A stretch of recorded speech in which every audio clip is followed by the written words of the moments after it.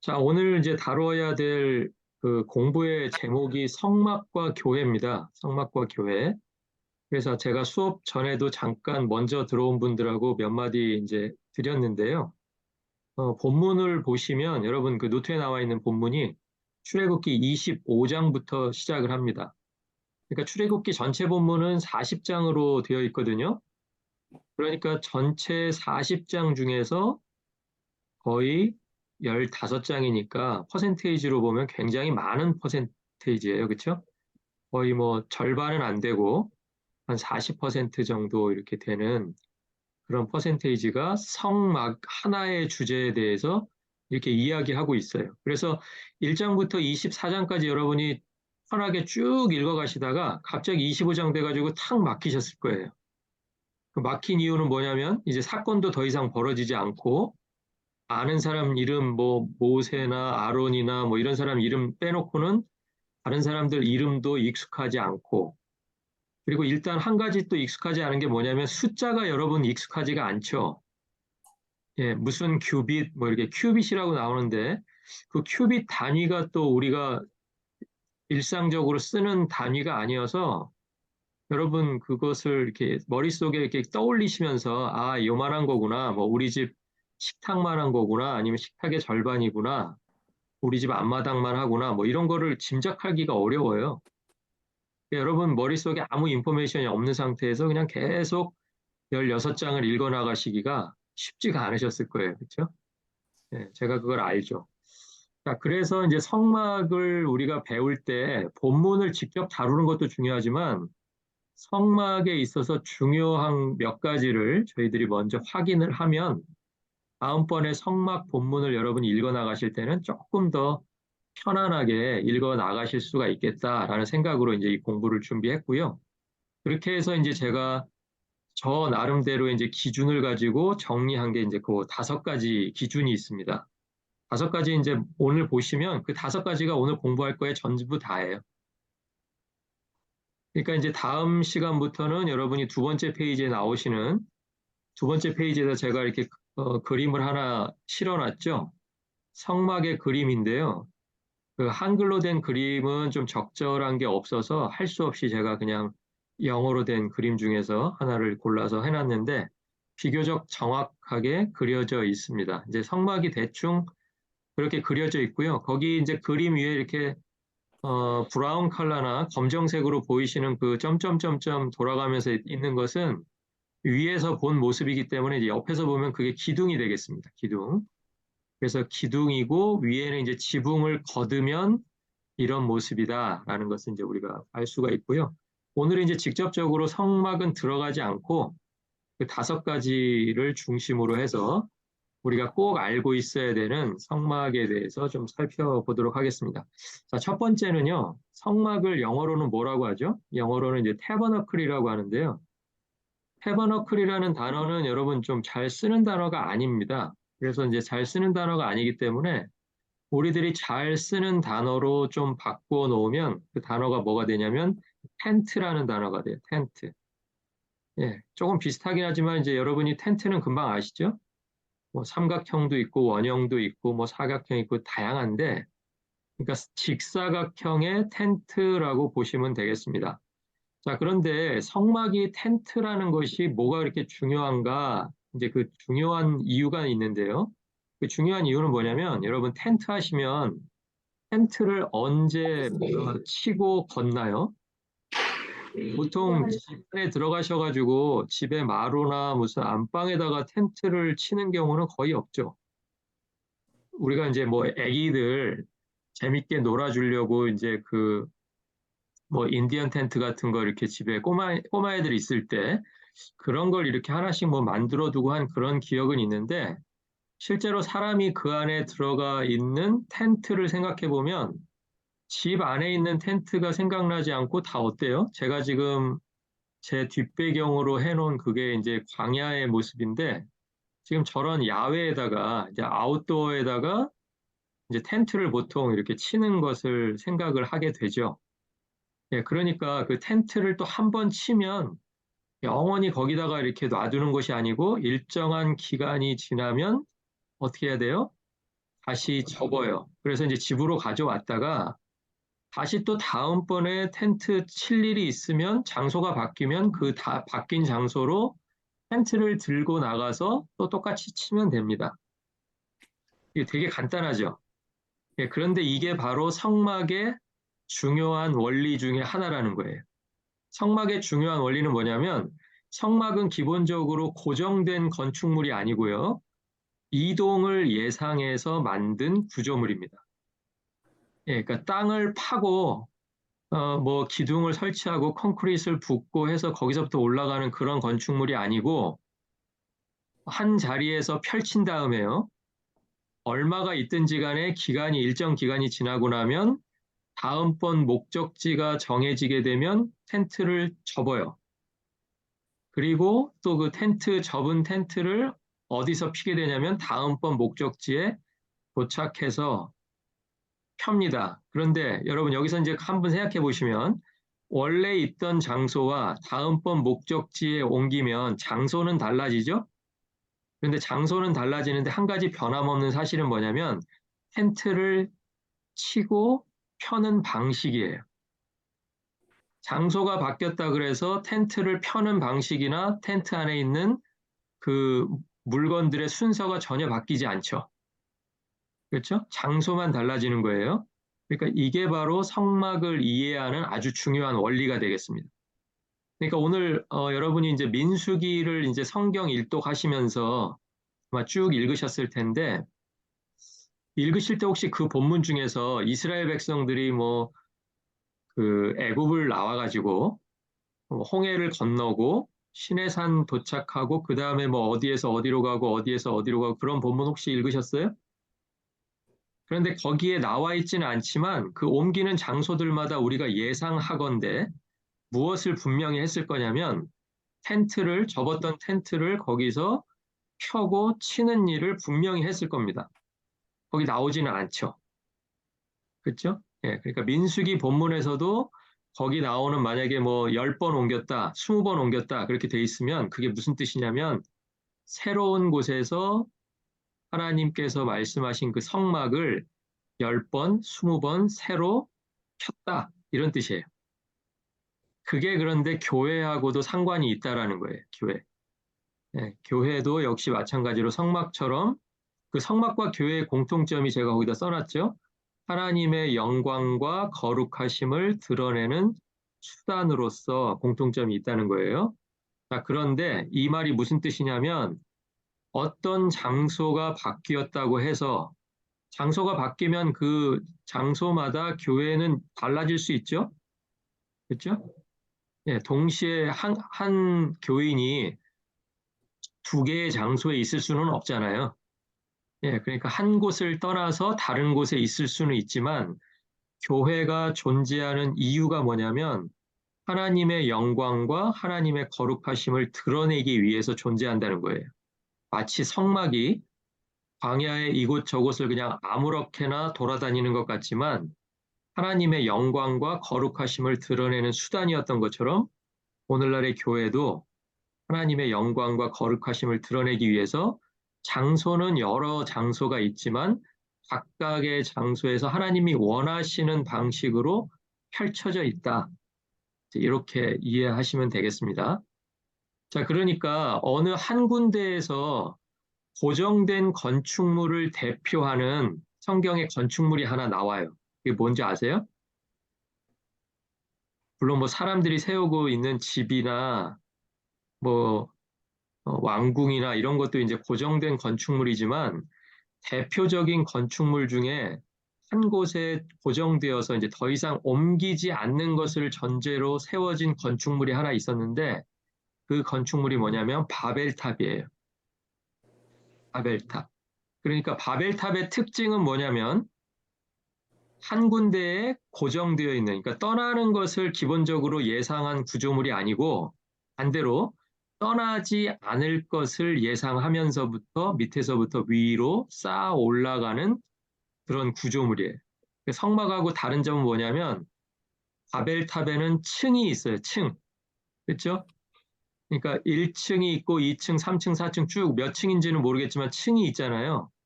그러니까 층이 있는 건물의 특징은 접을 수가 없어요. 그렇죠? 층이 있으면 1층은 2층에 눌리고 2층은 3층에 눌리기 때문에 1층이 접고 싶다 그래서 접어지는 건축물이 아니에요. 근데 성막은 어때요? 성막은 몇 층짜리예요? 성막은 그렇지. 예, 1층이죠. 예. 여러분이 성막이 1층이라는 거 이거 물어본 적 있으세요, 누가? 제가 처음 물어보지 않았어요? 예, 성막은 1층이에요. 예, 너무 당연한 얘기지만 성막은 1층입니다. 그러니까 이게 층이 있다는 얘기는 안 옮기겠다라는 말이나 똑같은 말이에요. 자, 그러면 안 옮기는데 뭘 위해서 안 옮길까요? 뭘 위해서? 그러니까 위에 그 성막과 교회 제가 그 써놓은 그 센텐스만 한번 다시 보시면 성막과 교회는 목적이 뭐였냐면 하나님의 영광과 거룩하심을 드러내는 수단. 이렇게 써놨어요. 자, 그러면 이제 바벨탑의 목적은 뭐였는지를 여러분이 한번 생각해 보시면 그 앞에 하나님만 다른 단어로 딱 바꾸면 되죠. 뭘로 바꿔야죠? 하나님을 나로, 우리로. 예, 그래서 우리의 영광과 우리의 거룩함을 드러내는 수단이 바로 바벨탑이었던 거예요. 예, 그러니까 이제 이것을 이해하는 게 이제 여러분이 이제 나중에 성막 본문을 대하시면 아, 성막이 이렇게 장소가 계속 옮겨질 때마다 그때마다 이 사람들이 우선적으로 생각했던 것이 하나님의 영광과 하나님의 거룩하심 드러내기 위함이었겠구나라고 생각하면서 읽으시면 이제 읽어진다는 거예요. 그 본문이요. 예. 자, 그래서 첫 번째 이제 원리가 다시 한번 정리합니다. 성막은 기본적으로 이동을 예상한 구조물이다. 그게 첫 번째 이제 원리가 되겠습니다. 자, 두 번째 원리는 뭐냐면요. 가깝고도 멀다라는 원리가 있어요. 가깝고도 멀다. 가깝고도 멀다라는 뜻은 뭐냐면 그 시내산에서 이제 십계명과 이제 여러 가지 계명들을 받은 다음에 이제 성막을 보여주시잖아요, 하나님이. 그러면 그 시점은 언제냐면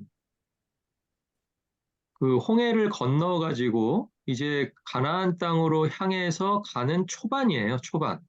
그런데 나중에 그 신명기 1장 2절에 보시면 시내산에서 가나안까지 얼마나 걸리는 길이라고 나오냐면 예, 민수기 다음에 이제 우리가 민수기 끝나면 신명기 읽을 텐데요. 신명기 1장에 보시면 가나안까지는 열 하룻길이 걸린다 그랬어요. 열 하룻길.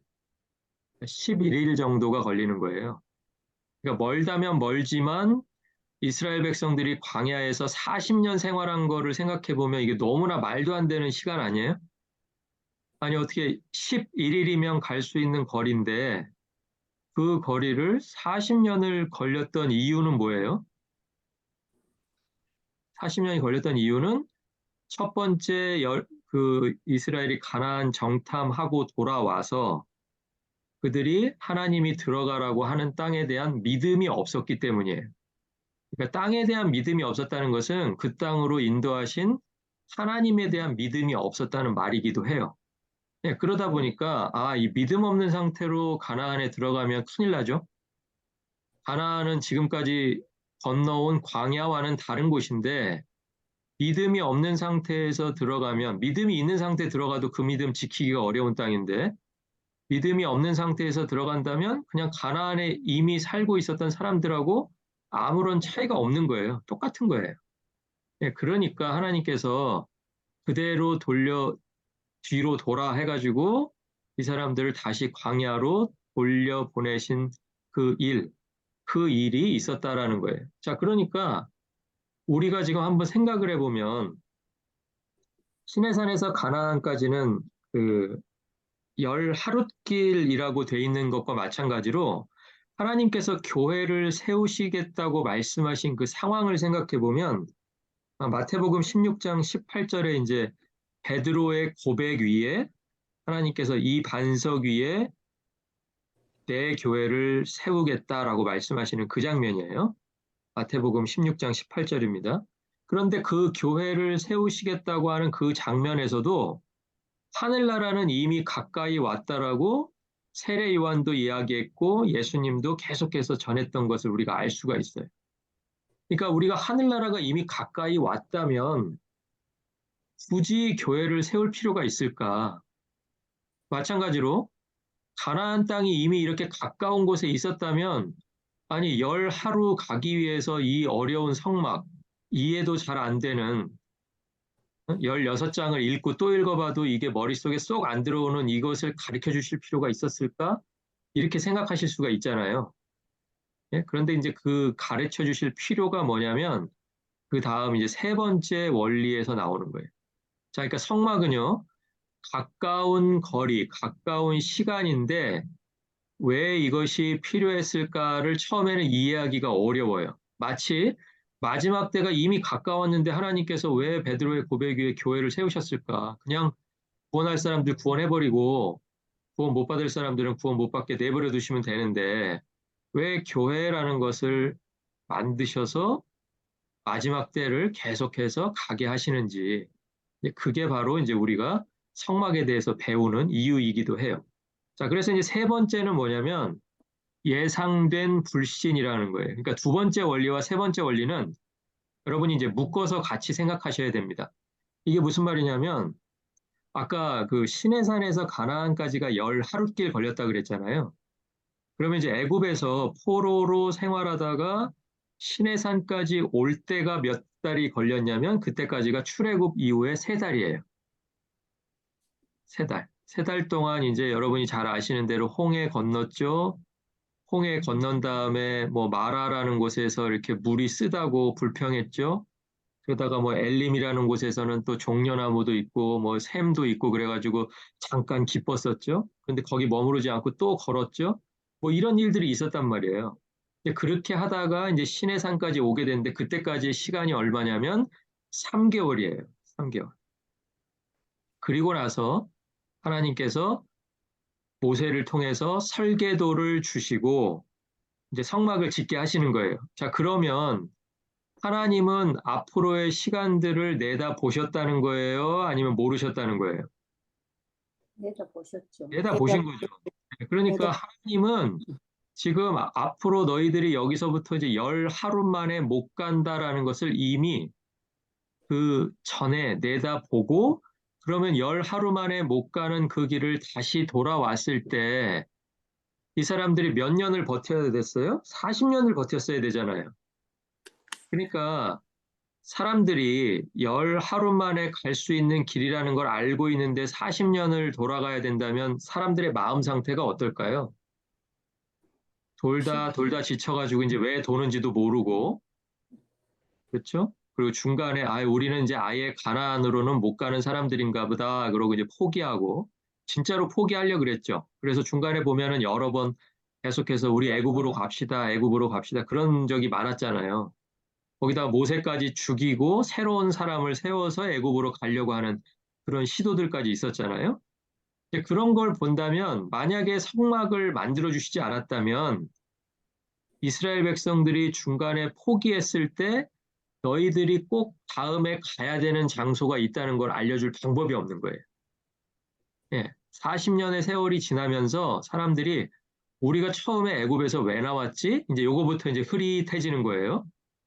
그러면서 우리가 지금 왜 이렇게 누구 잘못 때문에 이렇게 돌고 있지? 이제 이런 것까지도 이제 서로 원망하면서 이제 가야 될 가나안 땅은 이제 머릿속에서 싹 사라져 버리고 마치 광야에서 그냥 의미 없이 떠돌아다니는 그런 사람들처럼 살 수밖에 없었다는 거예요. 그러니까 그렇게 살게 하지 않으려면 매번 뭐가 있어야 되냐면 하나님께서 아직도 너희들과 함께 하신다. 너희들이 불순종했지만 너희들이 믿음이 부족해서 이렇게 발길을 돌려가지고 여리고성으로 바로 넘어가지 못하고 정탐 끝에 그냥 다시 광야길로 접어든 너희들이지만 하나님은 너희들 떠나지 않았다. 이거를 뭘로 보여줄 수밖에 없어요?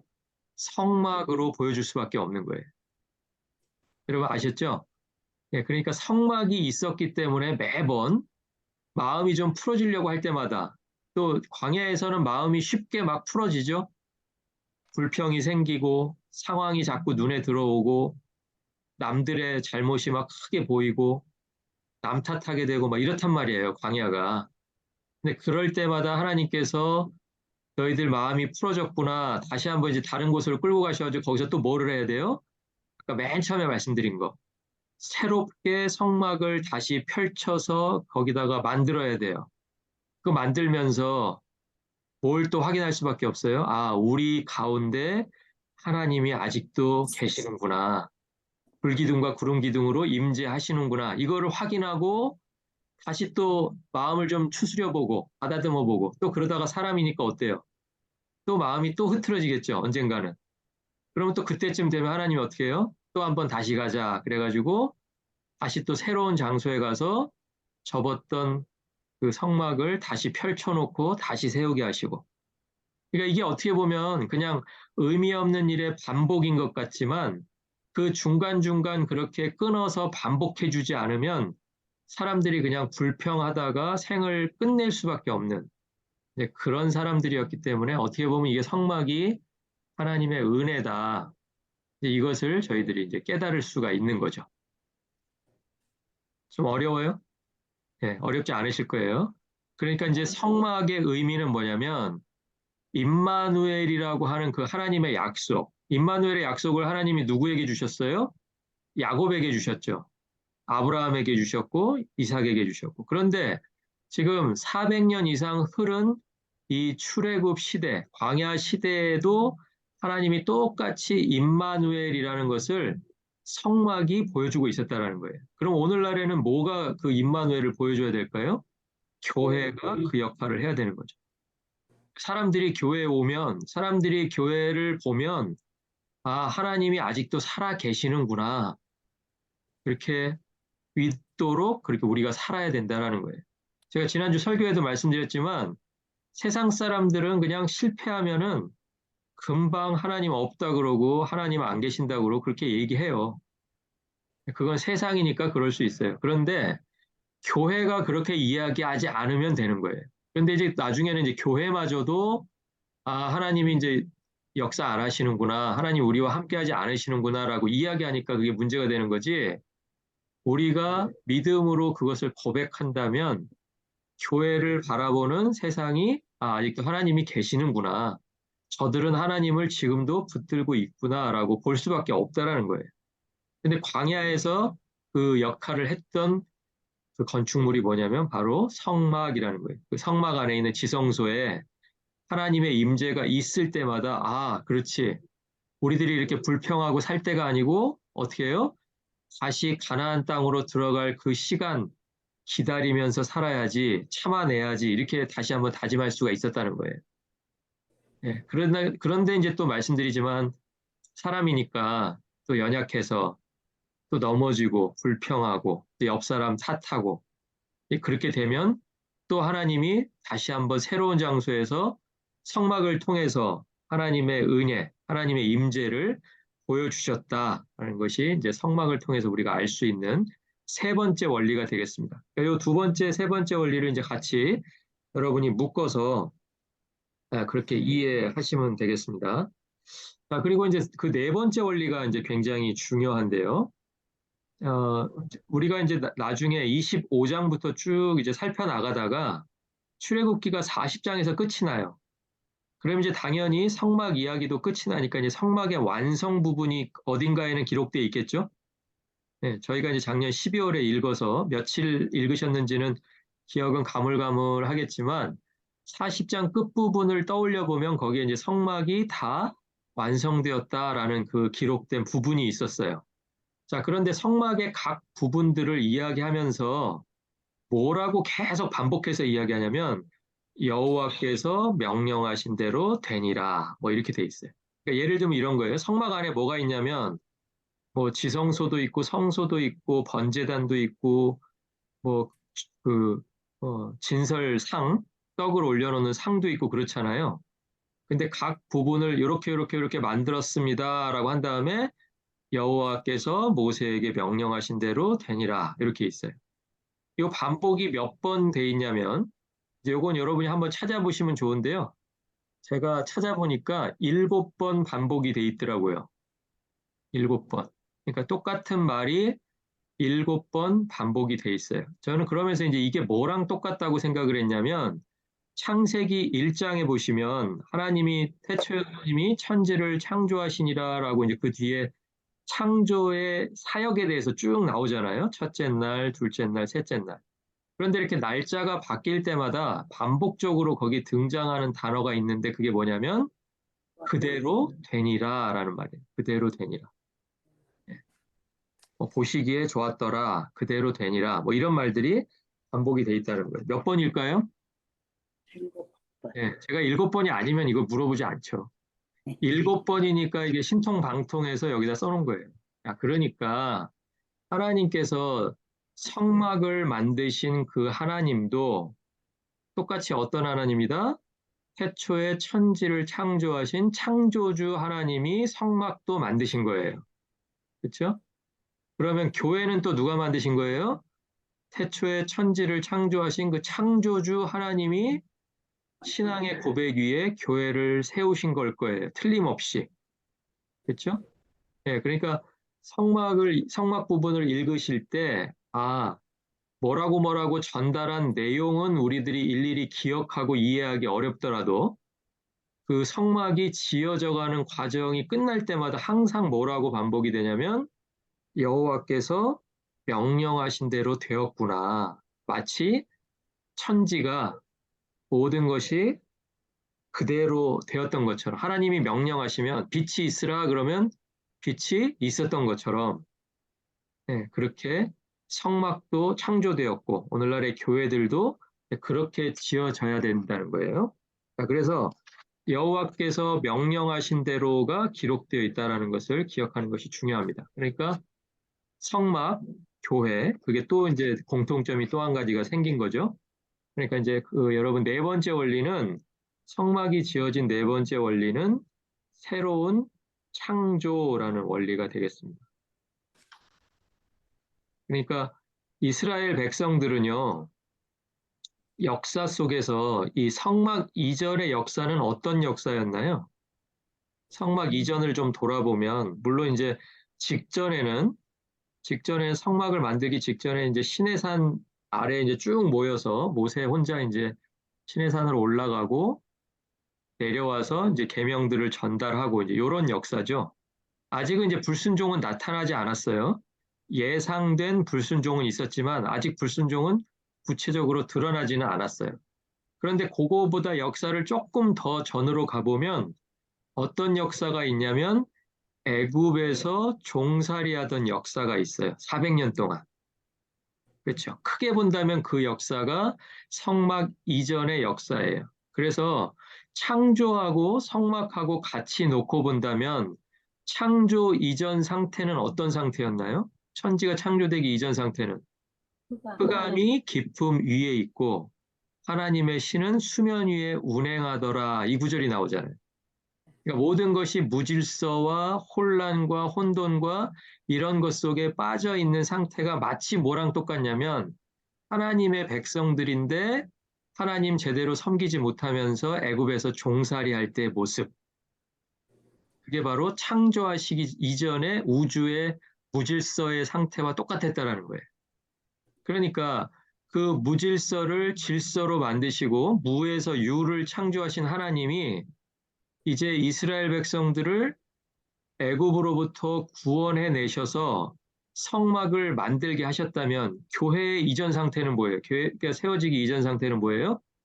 우리들이 하나님을 모르고 죄 가운데서 살아가던 죄와 죽음의 상태죠. 예, 그런 죄와 죽음의 상태에 있던 각자를 하나님께서 불러내셔서 교회로 세우신 것이 광야에서 성막을 세우신 것과 너무나 똑같다는 거예요. 예, 그러니까 하나님께서 세우신 성막과 교회의 공통점이 참 많아요. 그러니까 성막을 앞으로 읽으실 때는 아, 성막의 이 부분이 교회의 어떤 모습과 닮아 있는 것일까? 이런 궁금증을 가지고 읽으시면 좋아요. 그러면 그 본문이 이전과는 다르게 여러분의 눈에 들어오는 부분이 있을 거예요. 네, 이제 두 번 읽기와 세 번 읽기가 이제 그런 거 할 때는 이제 여러분께서 아마 그걸 경험하실 수 있을 거라고 생각을 하고요. 자, 그리고 오늘 이제 다루어야 될 마지막 주제가 하나 남았습니다. 마지막 주제는 이제 새로운 시간이라는 원리예요. 새로운 시간 이제 5개를 했는데요.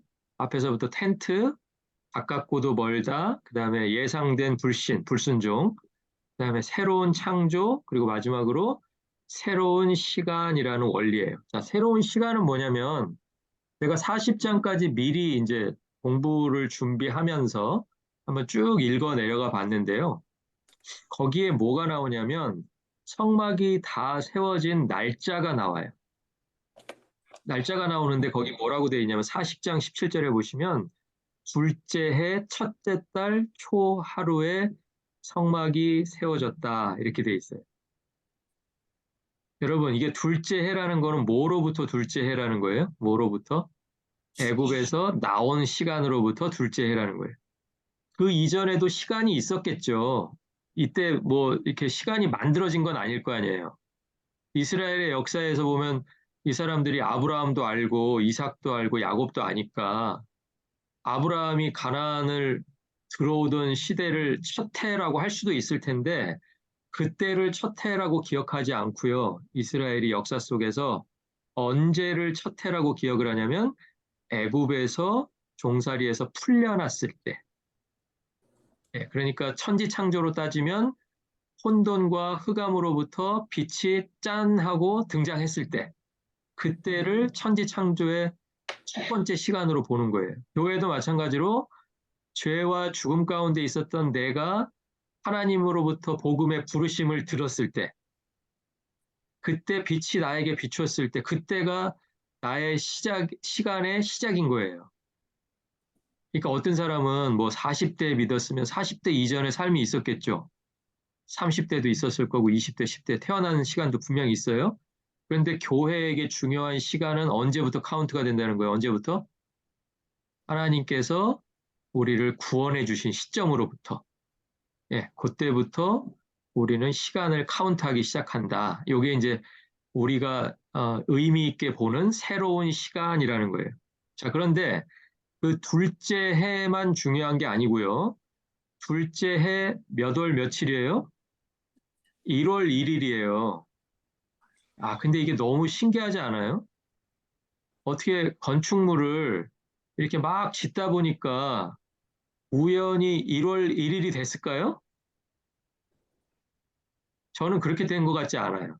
이거는 이걸 지어라, 어떻게 지어라, 어떻게 지어라 하신 그 분이 거기 이제 제가 좀 써놨는데 첫 번째 그 성막은 기본적으로 이동을 예상한 구조물이다 해가지고 제작자를 누구로 해놨어요? 제작자? 제작자가 바로 하나님이시죠. 그리고 이제 총감독이 모세고요. 거기 현장 감독이 있어요. 실제로 일하는 현장 감독이 이제 우리가 두 번째 시간 또 세 번째 시간에 배우게 될 부살렐이라는 사람이 하나 나오고요. 그리고 감독을 옆에서 보좌하는 부감독이 있어요. 이 사람도 역시 현장에서 일하는 사람인데 오홀리압이라는 사람이 있습니다. 그리고 이제 나머지 업무들 남자 기술자, 여자 기술자들까지 포함이 돼 있어요.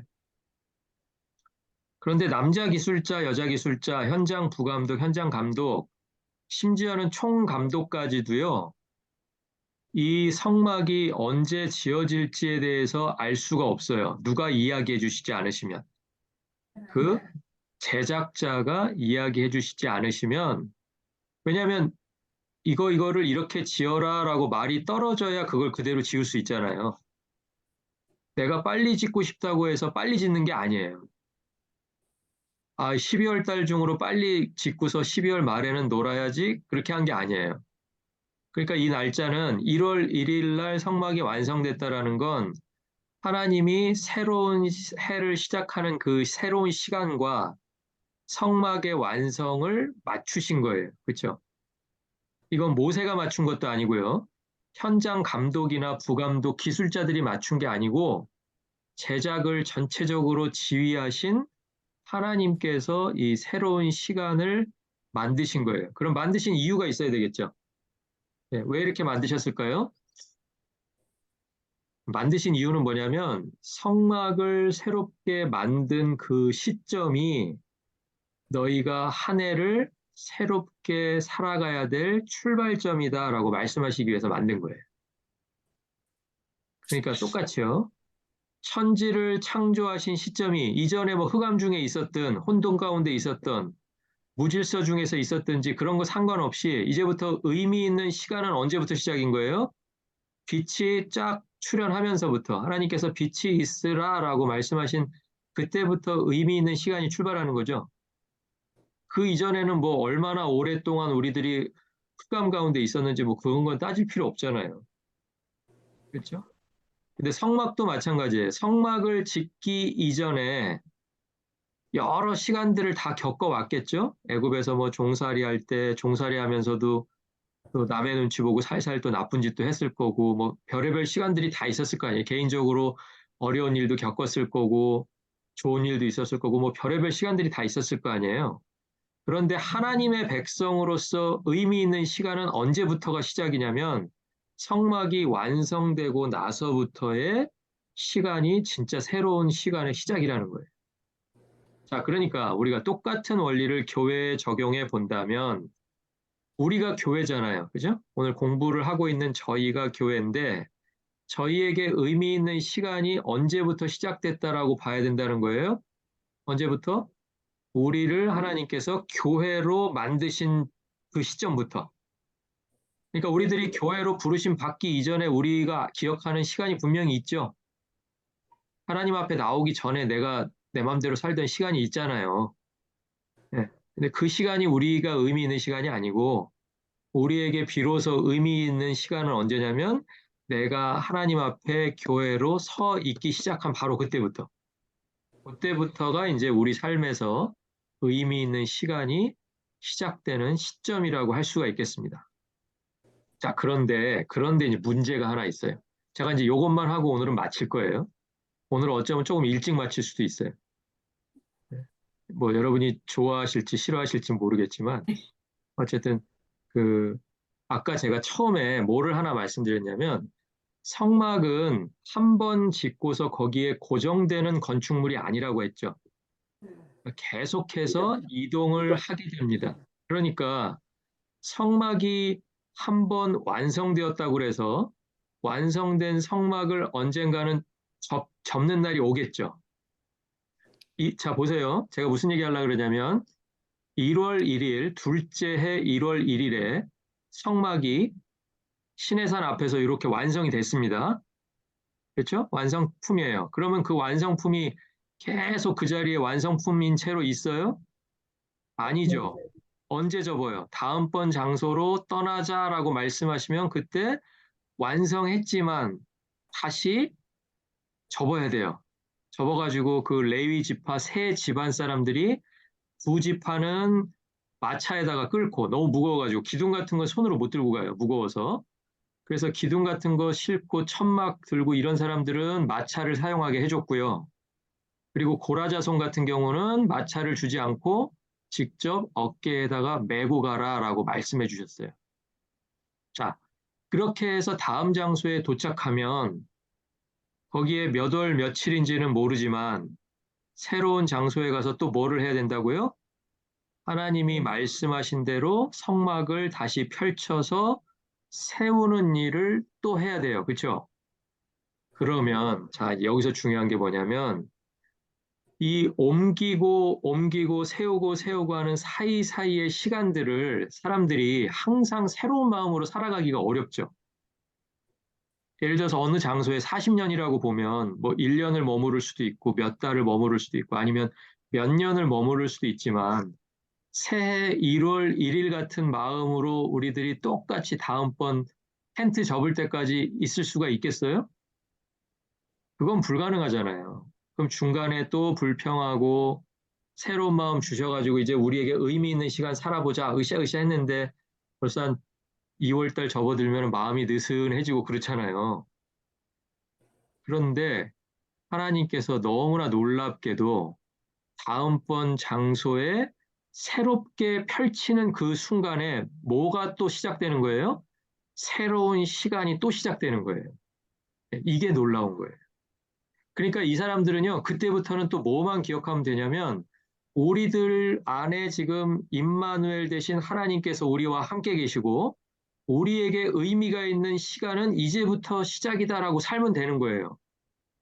그냥 지나갔던 거, 지난번에 첫 번째 펼쳤던 장소는 어디였고, 그날은 몇 월 며칠이었고, 그리고 그 펼친 날로부터 며칠 있다가 우리들이 마음이 풀어져서 죄를 지었고 딴짓했고 이런 거 기억할 필요가 없는 거예요. 이게 바로 하나님의 은혜라는 거예요. 하나님께서 새로운 장막을 펴는 장소에 가시면 장소만 새로워진 것이 아니라 이제 또 한 번 새로운 시간을 또 그들에게 주시는 거예요.